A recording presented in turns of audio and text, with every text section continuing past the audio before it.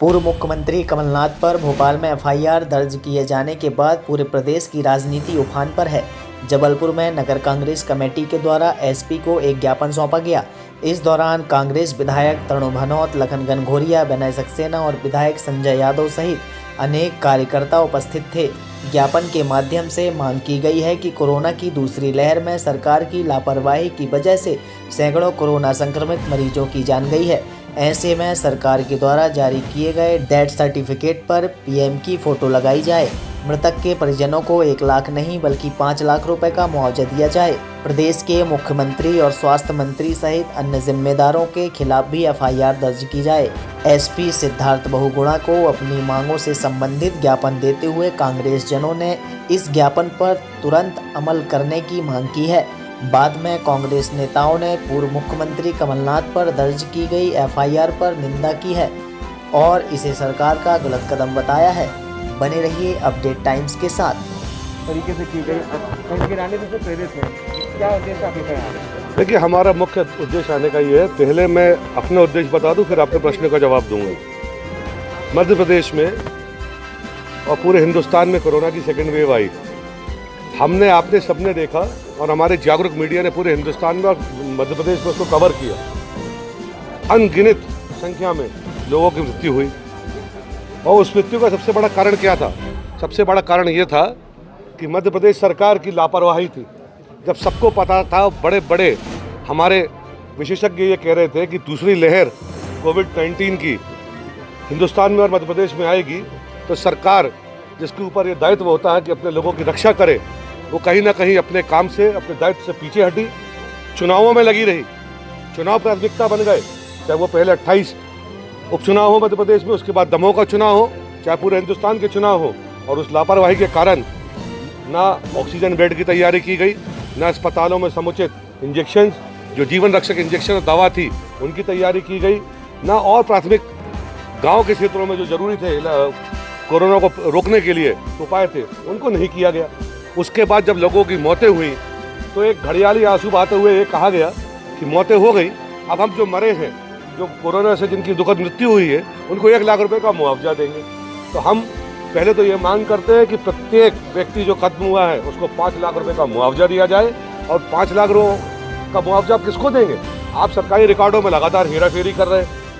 मुख्यमंत्री से लेकर नीचे जो एक पंच के लेवल पे व्यक्ति बैठा है, सचिव बैठा है ग्राम पंचायत में, वो तक हेराफेरी कर रहा है। मौतों के आंकड़े गलत बताए जा रहे हैं। तो क्यों नहीं ये जो गलत मौतों के आंकड़े बताए जा रहे हैं, जिनके लापरवाही के कारण ये मृत्यु हुई, इनके ऊपर मुकदमा क्यों नहीं दर्ज होना चाहिए? माननीय पुलिस अधीक्षक महोदय को मैं, नगर कांग्रेस के हमारे अध्यक्ष, पूर्व मंत्री साथी लखन घनघोरिया जी, हमारे साथी विधायक विनय सक्सेना जी, साथी विधायक संजय यादव जी, ये ज्ञापन देने आए हैं कि तुरंत में माननीय मुख्यमंत्री जी के ऊपर, स्वास्थ्य मंत्री के ऊपर, जो विभागों के प्रमुख अधिकारी हैं उनके ऊपर, जो जिलों में इस बात के लिए जिम्मेदार हैं कि लोगों की मृत्यु हुई है और उनकी गलती से, लापरवाही से हुई है, उनके ऊपर एफआईआर दर्ज की जाए। कानूनन जो भारतीय दंड विधान के तहत बनती है। और साथ साथ प्रत्येक परिवार को जो कोविड से जिनकी मृत्यु हुई है, 5 लाख रुपए का न्यूनतम मुआवजा दिया जाए। और सही आंकड़े, एक एक गाँव में जो मौतें हुई हैं, जो कोविड के लिए शमशान घाट थे, ना सिर्फ उनमें, बल्कि अगर किसी ग्राम पंचायत में, खेत और खलिहान में भी किसी ने अपने अगर प्रियजन को का दाह संस्कार किया है, उसको भी रिकॉर्ड होना चाहिए। ये ज्ञापन देने आए। दूसरी बात, आपने कमलनाथ जी के बारे में कही, मुझे बड़ा अफसोस होता है कि भारत के बार मेंबर ऑफ पार्लियामेंट रहे हो, विभिन्न विभागों में मंत्री रहे हो, मध्य प्रदेश के मुख्यमंत्री रहे हो, अभी वर्तमान में नेता प्रतिपक्ष हैं और साथ साथ संगठन के बहुत महत्वपूर्ण पदों पर रहे हो। जब वो जनता की बात उठाते हैं तो आप 188 की कार्रवाई उनके ऊपर करते हैं। क्यों? उनने क्या मांग की? उनने यही कहा ना कि आप सही आंकड़े मृत्यु के दीजिए, मुआवजा सही दीजिए, हर आदमी की मदद कीजिए और अपनी लापरवाही को स्वीकार कीजिए। और अगर ये बात है और उन पर मुकदमा दर्ज किया, हम सब पे कीजिए। हम सब ये मांग कर रहे हैं कि लोगों को, आप जब वैक्सीन लाते हैं जिसके कारण लोगों की को पूर्ति नहीं कर पा रहे आप, उस पर तो माननीय प्रधानमंत्री जी की फोटो छपाते हैं। तो मैं एक प्रश्न और पूछना चाहता हूँ, क्या जितने डेथ सर्टिफिकेट दिए जा रहे हैं इसमें माननीय प्रधानमंत्री जी की फोटो आप लगाएंगे, जिससे हमेशा लोगों को याद रहे कि जितनी मृत्यु हुई किसी भी परिवार में हुई, उसका जिम्मेदार कौन था? उन डेथ सर्टिफिकेट में क्या आप माननीय मुख्यमंत्री जी की फोटो लगाएंगे, मध्य प्रदेश के स्वास्थ्य मंत्री की फोटो लगाएंगे? वैक्सीन आप दे नहीं पा रहे, फोटो देकर अभी भी आप प्रचार करना चाहते हैं। लोग उसके कारण परेशान हो रहे हैं। और डेथ सर्टिफिकेट पे क्यों नहीं होनी चाहिए आपकी फोटो, ये माननीय लोगों को विचार करना पड़ेगा। ये राजनीति करने का समय नहीं है। कांग्रेस पार्टी के सर्वोच्च नेतृत्व से लेकर एक छोटे से छोटे कार्यकर्ता ने जो इस कोविड महामारी के दौर में अपना दायित्व ईमानदारी के साथ निभाया है, पूरे जज्बे के साथ निभाया है।